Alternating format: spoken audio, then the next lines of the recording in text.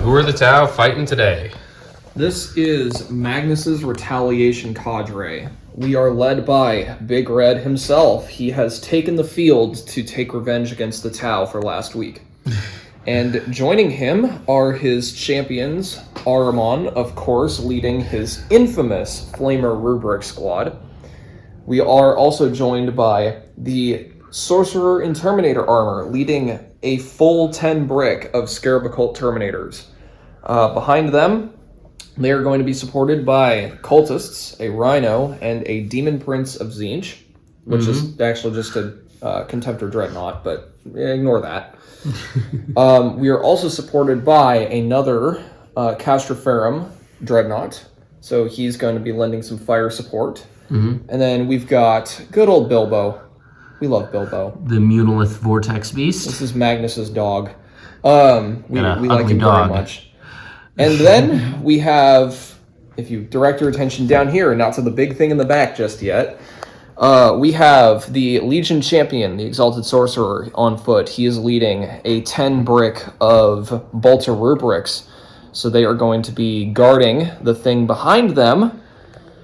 So, behold, the Thousand Suns got a little angry with their demons for not doing much for them last game. So Magnus has made the executive call to call upon House Caesarian, the fallen Chaos Knight House, for aid, and they have answered with the Hammer of Caesar. The Hammer of Caesar. Yes. Joy. This is an Acastus Knight Porphyrion. Why don't you just tell us what his profile is real quick and what those guns can do? Every one of those guns is D6 attacks, and he's got 4 of them. So he's got 4d6 attacks. Yes. Unless they change it, which they probably should, because this is impressive. So it is 72 inches of range on that. They hit on 3-ups. They are strength 18, AP minus 4, blast and twin linked, and they do D6 plus 6 damage a piece. Well, nutty. That is pretty nutty. I don't know much of anything that can withstand that. All right, well, with that, I think let's see what the Tau can bring to bear and maybe survive 5 rounds with this thing. So today, Shadowsun has taken the field, and with her, she has 3 commanders, because that's the max number that I have, 2 enforcers, and then 1 cold star. Don't mind these guys in the back, they're just extras that didn't fit into the list. After that, we have an ethereal leading a strike team squad. There's a grand total of 5 strike teams. Why I brought 5 strike teams and not more tank and the like, I don't really know. I just figured it would be fun. So in the very least, I will dominate the infantry game. After that, we have 1 breacher squad being led by the Cadre Fireblade. We've got 2 squads of stealth suits. We've got 2 squads of pathfinders, and if you notice, there's a dark strider with them. He's missing an arm. He's unfinished painted. We never know if he will ever be finished, but these guys are all packing rail rifles, and dark striders giving out that handy 12-inch deep strike deny. But I have a feeling that there won't be much deep striking, and it'll mostly just be guns pounding away. Behind him, we have a squad of 5 Vespid with their Neuron Blasters. And then after that, we've got the True Corps. Mordian always goes on about the Infantry Corps, and I'm like, yes, that's wonderful and whatnot, but I have the better Corps, the Crisis Suit Corps. We are bringing all the Crisis Suits that one can muster. There are 3 squads of Sunforge battle suits. There are 3 squads of Burst Cannon Flamer battle suits. In the back, these ones are the Burst Cannons. The rest of them have all Flamers. I forget exactly what their names are. But this is Sunforge, and then the final one is Fire Knife. So I think these guys are Star Scythe? Yeah, Star Scythe, I believe. And then Fire Knife on the end with their missile pods and plasma rifles. The front 2 will have the missile pods, and the back one will have the plasma rifles. After that, after all maxed out 9 crisis suits, 9 squads of crisis suits that we can take, we have missile pod broadside, which will probably be absolutely useless because he always is. And then we have a Riptide with the big ion accelerator, so hopefully he'll be able to lay low some enemies and maybe chip a couple wounds off of the big old knight. We'll see. And then the true only anti-tank that I have in this army, other than the Sunforge, but the main ones, the broadside battle suits with railguns. And for reference, compared to the big guy in the back, these guys get 2 shots apiece, and They are not twin linked. It's only strength 12, and it's AP minus 4 or 5. It's a lot of AP, which is nice. But it's only D6 plus 1 damage. Or 2, maybe. I forget. I'll have to check again. But yeah, nothing near as deadly as the big guy in the back. So we're going to see if all of these crisis suits can last the round, or if any of them will be remaining. Because he does only have 5 turns of shooting. So in the very least, only 5 squads will die. But I do have the rest of an army I have to deal with. So let's get on into deployment. All right, for turn 1, to begin, we have, well, before it begins, we got the Pathfinders up here with their rail rifles. Pathfinders up here with their rail rifles, looking a little cheeky. Stealth suits hiding behind. Shadowsun with some stealth suits hiding behind. We've got big brick armies and all the beasties over here with Magnus and the big boy in the corner. And justly, we have decided that we would have our big boy in the corner, far away from him, outside of 72 inches. In fact, he's outside of 80 inches, which means he can't move and then be within range of my Riptide, so he's safe for turn 1. Got Ethereal with the strike team holding out the objective, broadside hiding, more broadsides hiding, more strike teams hiding, Vespid hiding, and all these boys on the line. We've got his bolter boys hiding in the Rhino, Bilbo, the Munolith Vortex Beast, right next to him. We've got the Flamers screening out my deep strikes, because over yonder, here are all my deep strikes. All the fusions, all the Flamers, all the plasmas and missile pods, all deep striking, because I don't think I'll get any shots off turn 1 because I'll be advancing. So it's better that we just bring them all in turn 2. And then we've got the commanders who will be leading. Each one of them will be leading a fusion squad, and they got fusion blasters. So let's get on into it.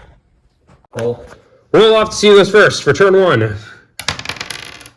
And it will be Thousand Suns. Turn 1. Here we go. So here, the Thousand Suns have moved up, just about all of them, except the Flamers in the back for some reason, wasting them away. Cultists over here. Terminator shifted over, hopefully to get out of line of sight of the Riptide. Maggie moved up. This big old Rhino bus piled out a ton of rubrics, and they eviscerated poor Darkstrider, who ended up hiding behind the building. And these boys got torn up a little bit by the missile racks. But his massive guns shot way long down and did not eviscerate the squad of 10 strike team members. So, yeah, so we somehow the strike got teams 5 are shots relatively out of that. untouched. And so the Riptide was too, from the big old evil Death Dread. Yeah, we got Hellbird, my bad, not Death Dread. What am I saying? that invuln is really good on that thing. It is, and it's going to hopefully hold out for the rest of the game. Now, all these gentlemen will be peeking out and starting some shooting in turn 2 Tau. And at the end of Tau turn 1, I know I misspoke last time, the Vespid flew up, all the boys flew up, but quite honestly, it was a pretty poor shot. Advancing over here was great. These guys passed their battle shock, which was awesome, but otherwise it was a very poor showing. He shot into him, and if I'd overcharged, I rolled 2 6s, but he rolled 1 save. If I'd done the special Nova ability, he would be iced right now, but he's only on half strength, and the broadsides whiffed into the big boy up here. I should have done Mount Ka because I rolled 3 6s to hit, and that would have just been absolutely lethal. Ha ha ha. But the one main showing that was pretty cool was these Fire Warriors, these Vespids, shooting into these guys over here, where they cleaved through 5 rubrics, which was great. The Pathfinder shot into them too. They hucked a grenade as well. It killed 2 of them, and they charged in. Didn't do any damage, but they took it like a champ because these guys had -1 to hit from the suppression of the stealth of the strike teams.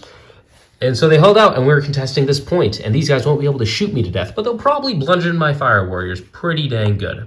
Hang in there, Pathfinders. Let's see what happens with the big guns having a lot more targets come turn 2.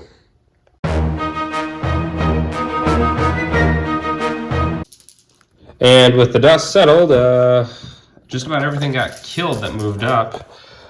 The stealth suits here got obliterated. The strike team here got finished off. The strike team here has been whittled down. The Pathfinders got broken in combat. Magnus pulled up and killed the Vespid and decimated some more stealth suits and helped hurt these guys. And shots were fired from the Big Knight all the way downtown to where the Riptide was, and now there's nothing left. Not even a smoldering wreck, purely ashes. The Terminators deep striked and made a big old charge, leaving one 1 broadside on 2 wounds left, which is not looking good. And it's not good to have them running around my back lines. So I don't exactly know how I will salvage this, but I do know one thing. I've got a lot coming in this turn. So now we go into Tau, turn 2. For real this time.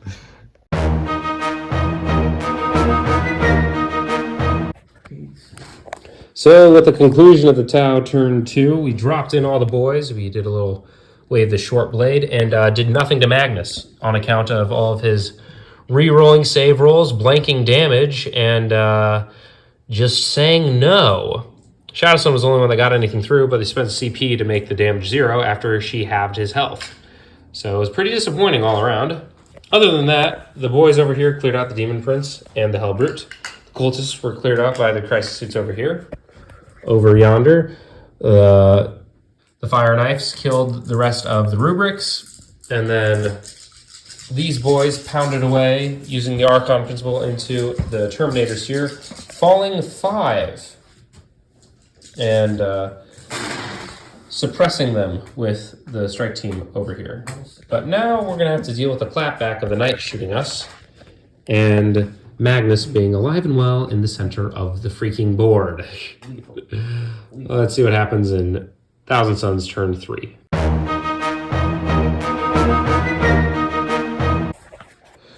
Well, Magnus smashed Shadowsun into the ground and failed to do anything too significant in Crisis Suits. These other Crisis Suits got whittled down a bit. The ones over here got obliterated by the Knight. He's just been putting in work, and I have not been able to get close enough to do anything to him. The Flamers moved over and torched away the 2 other Crisis Suits here. These boys were untouched. My infantry have happily been untouched this entire time. I used the free rapid ingress for my Crisis Suit Flamers, the last squad to come in. A charge was failed by the Rhino over here. The broadside was finished off by the Terminators, who charged in and killed all the other Crisis Suits down to 1-on-1 wound. So now I have no idea what the heck this is going to turn out with, so we'll just let you know what happens at the end of Tau turn 3.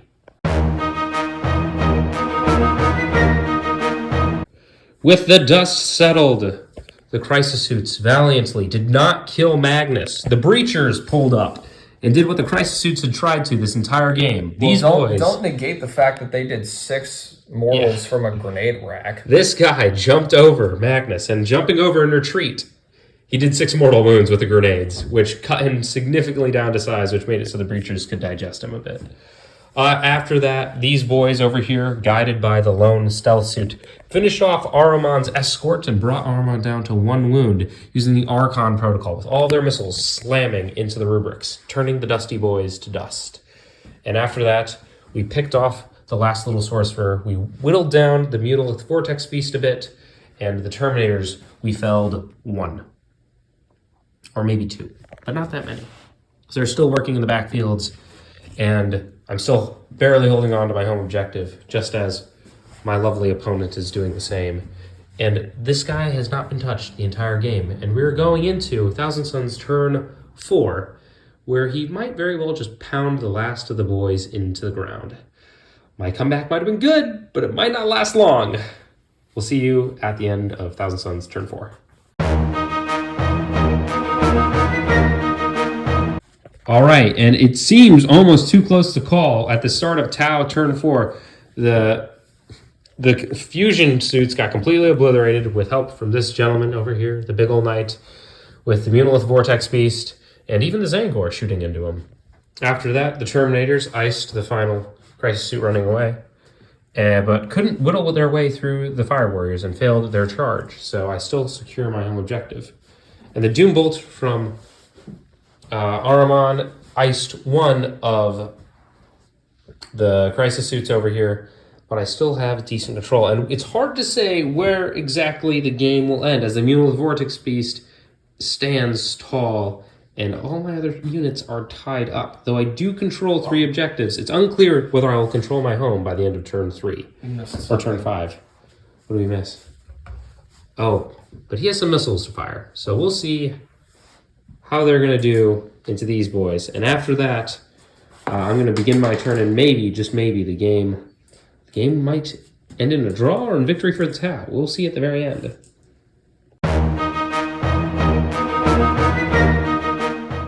Yeah. So the conclusion is, when all is said and done and the battlefield has been fairly cleared with the fall of the Munolith Vortex Beast and the Zangor tying up the crisis suits here, all that is left is the party bus with my crisis suit hiding behind it. Ahriman, the knight, the true Giga Chad of today, and then the Terminators in the back. Terminators would easily be able to shoot these guys down and then butcher them in combat, but that would not be enough. Ahriman would be easily able to shoot these guys down and then hold on to this point, but that also wouldn't be enough. And he would be able to blow up the rest of the crisis suits on the map, but even that would not be enough. Yeah. Because so at this point in the game, the score come Thousand Suns turn 5, with Ahriman scoring that point, would be 10-35, favoring Nearsight. So this there's no way on points that the Thousand Suns are winning this. And as badass as this knight is, it's not going to pull enough models up to win Thousand Suns the numbers game. So this has been a pretty good victory for the Tau. Not a nail biter and not a blowout, but it's been a pretty good victory for the Tau. we will need new suit commanders, though, because I think just about all my crisis suits got blown off the board, and just about all of my infantry lived. Yeah, except for the Pathfinders. Pathfinders got minced pretty dang bad. All right, do you want to go into MVPs and then call it? Yep. I think as far as MVPs go, I'm going to have to hand it to the Knight. It's a huge investment of points. It's 700 points as it stands in the app currently. But if you can 3D print one, which is what I did, I highly recommend picking one up because they are outstanding gun platforms. They are pulling minimum 1 unit up per turn, and it does not matter what that unit is. So definitely got your points worth out of this guy. Oh, absolutely. Though I think if I had another 700 points worth of Terminators or Rubrics, I think I could have won this game. But I'm not going to lie, destroying a Riptide at full health on turn 2 was a huge W for this. That was a big demoralizing hit. I realized how bad it was going to be when I brought in the rest of my crisis suits. Yeah. But I'm be honest, I don't know if I have an MVP for this game. Because I think Shadowsun did good. Shadowsun did half of Magnus's health. Shadowsun iced half of Magnus's health only for you to use a stratagem and have it not be the case. Yeah, and then if you have another contender, it's the guy who grenade racked Magnus. After that, it was definitely this guy because he jumped over Magnus and then did 6 mortal wounds, which really helps. But simultaneously, even though he did such a good job, like the Breachers absolutely killed it. But the Breachers only got into the game for like 2 turns, but they did everything they needed to in those 2 turns. Hey, you know what? You paid the price that you needed to in points for them to do what they needed to do. That's true. So overall, like I had 100 points for Breachers. I had like 150 for the Cold Star Commander, and then like a couple extra like 125 because of the enhancement, and then Shadowsun. And that's and Shadowsun's like 100, so that's 200, like 325 just about. And how much is Magnus? 400 and something. He's really expensive. So with all that, I'd say it's a pretty. Oh wait, and he led a fusion squadron, so there's that factored in there too. So that'd be like another like 1 something. So it was close, like 400 points. You know, that's what it takes of Tau in order to bring down Maggie.